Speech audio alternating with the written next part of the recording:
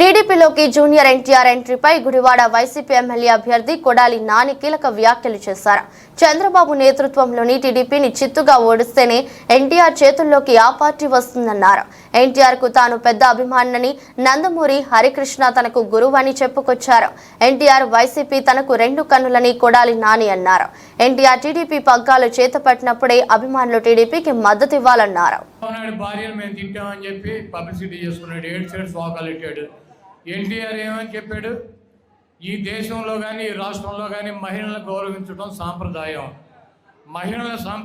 మహిళలను గౌరవించడం మనకి సాంప్రదాయంగా వస్తుంది.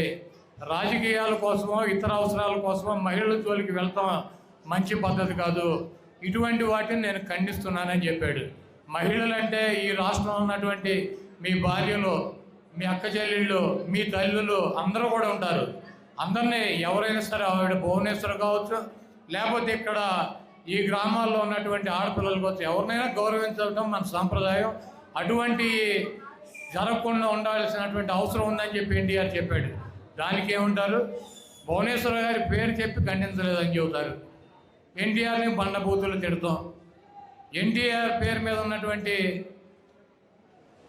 ఎన్టీఆర్ హెల్త్ యూనివర్సిటీ పేరు మారిస్తే ఎన్టీఆర్ చెప్పి